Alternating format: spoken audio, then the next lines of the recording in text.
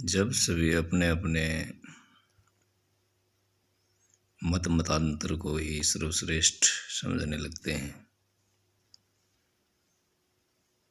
तो एक भगदड़ सी मच जाती है। बाहरी उथल पुथल अंदर की उथल पुथल का परिणाम होता है। अगर हम आंतरिक रूप से स्थिरता प्राप्त कर चुके हैं, जो कि केवल ध्यान से ही प्राप्त हो सकती है, सिमरन से प्राप्त हो सकती है, अन्य सभी विधियां किसी काम में नहीं आती। चाहे आप तंत्र मंत्र यंत्र या और अन्य पूजा, किसी भी प्रकार की पूजा आप करते हैं, क्योंकि अगर हम हिंदू, ये नाम तो बाद में दिया गया है, इसलिए तो ये कंडीशन इस देश की हुई। इस देश का कोई भी धर्म कभी भी हिंदू नहीं था, सनातन धर्म है या वैदिक धर्म है। हमारे यहाँ 3 तरह की पूजाएं होती हैं, जो श्री कृष्ण भगवान ने श्रीमद् भगवद गीता में बताया। सर्वश्रेष्ठ है मनस पूजा, यानी उसमें सिमरन आ जाता है। आंखें खुली करके या बंद करके कैसे भी करें आप, ध्यान भी वैसे उसमें ही आ जाता है। और ध्यान हमेशा ही रहता है, किसी न किसी चीज़ का रहता है। लेकिन अगर हम परम का ध्यान नहीं करेंगे, जिसने इतनी सुंदर दुनिया बनाई, तो हमारे जैसे जो अव्यवस्थित दिमाग वाले जो लोग हैं, जो केवल स्वार्थ, निचला स्तर का स्वार्थ तो हर एक चीज़ में होता है। स्वार्थ को मनुष्य से अलग नहीं किया जा सकता। किसी भी जीव का स्वार्थ अपना स्वार्थ होता है, लेकिन एक स्वार्थ होता है पशुता का, जो केवल अपने लिए जीता है। दूसरे की, जैसे खोर में आपने सानी डाली है, चारा डाला हुआ है, तो कई कई पशुओं की आदत होती है दूसरे के पशु के मुंह के आगे से ज़्यादा खाएंगे। वो अपने वाले को उधर खिसकाते रहेंगे, इसको बाद में खाऊंगा। वही स्थिति इंसान की जब हो जाती है, तो पशु में और इंसान में फर्क नहीं है। तो ये मतांतर इंसान से बड़े नहीं है। हाँ, धर्म जिसकी गीता में बुरी बुरी प्रशंसा की हुई है, धर्म क्या है? आपका स्वभाव है। आपका स्वभाव ही आपका धर्म है। अगर आपका स्वभाव सही नहीं है तो आप किसी भी धर्म में नहीं है। आप वैसा ही आपका धर्म है। गीता के 17वें अध्याय में। और खान पान, रहन सहन, ये भी उस जगह पे जहाँ आपका जन्म हुआ है, वहाँ की स्थितियों पे निर्भर करता है। हर जगह का भोजन अलग है, हर जगह की व्यवस्थाएं अलग हैं, पहनावा अलग है, भाषा अलग है। एक ही प्रांत में, एक ही उस देश में रहते हुए भी भाषाएं उस देश में अलग अलग हैं। क्यों? सभी इस परमात्मा ने ऐसा इसलिए किया कि मैं देखूंगा कि ये सभी में अपनापन देखता ही नहीं।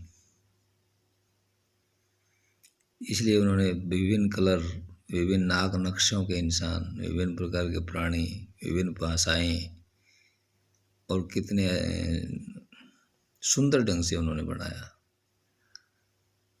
और हम जो है इस धरती पे सबसे जो प्रकृति को नुकसान पहुंचाता है, जो कि खुद उसने बताते हैं कि परमात्मा ने अपने ही रूप में उसको बनाया है, अपने स्वरूप में बनाया, वो इंसान है।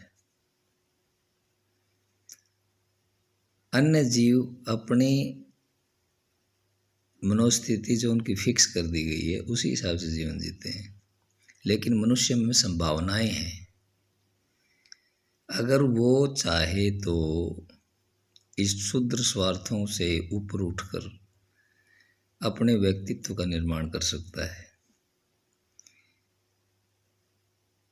एक विजडम ब्रिज का निर्माण किया जाना संभव है। विजडम ब्रिज क्या है? जैसे हमारा मत है, जिस मत से हम जुड़े हुए हैं, हम दूसरे के मत को समझने का प्रयास करें तो वो बुद्धि द्वारा ही आप उसको समझ सकते हैं। और बुद्धि का लेवल क्या होगा? वो विजडम ब्रिज, यानी मेरे मत से उस मत तक जाने के लिए मैंने एक पुल का निर्माण किया, वैचारिक पुल। वो पुल ऐसा नहीं है कि रेलवे लाइन के ऊपर से पुल निकाल दिया, ऐसा नहीं होता। वो एक वैचारिक पुल होता है। उस पुल के ऊपर से हम ट्रेवल करते हुए दूसरे के मतांतर में जाके उसकी खूबियों को, उसकी अच्छाइयों को अपने अंदर ग्रहण करें। ऐसे ही सभी अगर आपस में मिला के एक ब्रिज का निर्माण हो पूरे विश्व में,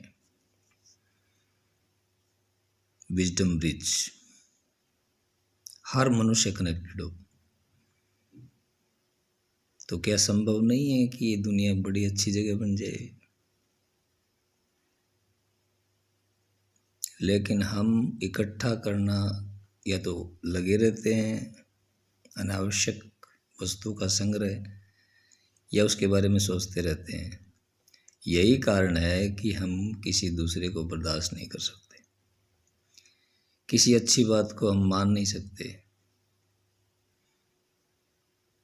क्योंकि हमारे अंदर प्रलोभन इस कदर घुसा हुआ है।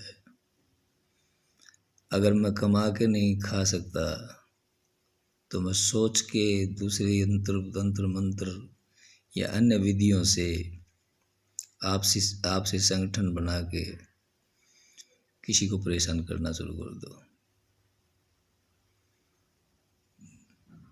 उसका कुछ नहीं जाता है, वो उसको तो और उसका मानसिक मजबूती मिलती है उसको।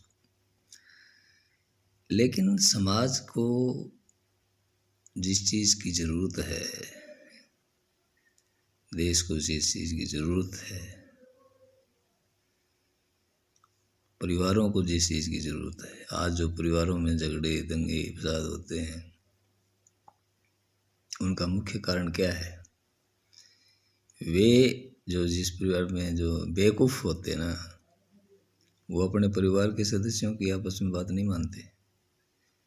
वो उनकी बात मानेंगे जो दूसरे हैं, दूसरे घर से हैं, दूसरे परिवारों से हैं। अपने घर में अशांति फैला देते हैं। चालू किस्म के लोग इस समाज को इसी तरह से बेवकूफ़ बनाते रहे। उन्होंने कुछ करना नहीं, दूसरे का किया हुआ उनको अच्छा लगता नहीं, दूसरे का ऊपर उठना अच्छा लगता नहीं। और ये मेरे हिसाब से आज से नहीं है, ये सदा से ही होता आ रहा है। इसलिए तो समाज अच्छे निर्माण नहीं हो पा रहा। सत्ता की लोलुपता, पद प्रतिष्ठा की लोलुपता, सुख अपने अपने जिसको अपना मानते हैं वो उस समय भूल जाते हैं कि बढ़ाई के भूखे। जिसने बढ़ाई कर दी वो उसका हो गया, जो चाहे उसके घर में कोई भी हो, कैसा भी हो, वो उसका नहीं रहा। फिर सही बात को स्वीकार करने की हिम्मत नहीं है। यही कारण है कि घरों में झगड़े होते हैं। दूसरा हमारे किस काम आएगा? हमारे दो मिठी बात करके वो चला गया, हमारे ने तो घर का काम किया, न हमारे के लिए किसी और कोई खेत में काम किया, हमारे घर में झगड़ा करा के चला गया। क्यों? क्योंकि दो आदमी की बढ़ाई कर दी उसने। और ये जो बढ़ाई करवाएगा वो स्वाभाविक है, वो लड़ाई भी कराएगा। बढ़ाई के लायक एक परमात्मा है, उसके अलावा कोई नहीं है।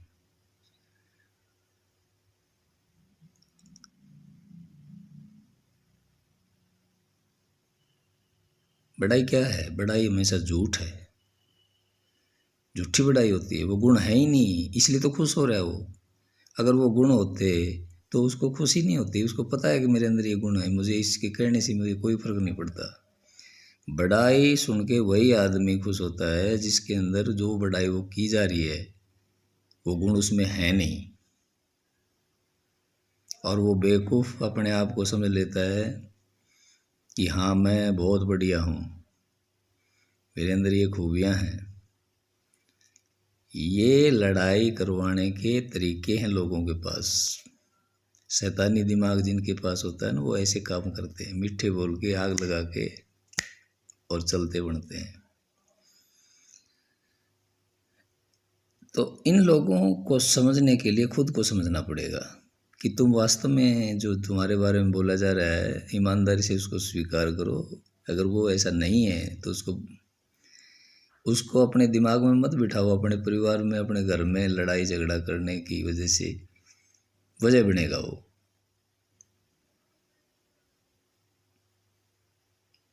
और मैंने ये बहुत जगह देखा है और मैं सदा से इसका भुगत भोगी रहा हूँ। हमने कभी भी किसी भी बात की किसी की, तो हमने पहली बात तो ऐसी बातें की नहीं, फैक्ट बताया तू ऐसा ही है मेरी नज़र में। बाकी अंदर से तू कैसा हो मुझे बता दे, मैं मान लेता हूँ। और मुझे अगर ऐसा लगे दोस्ती बनाई और मुझे लगा मेरी दोस्ती के लायक नहीं है वो, या मैं उसकी दोस्ती के लायक नहीं हूँ, मैं उसको छोड़ देता हूँ।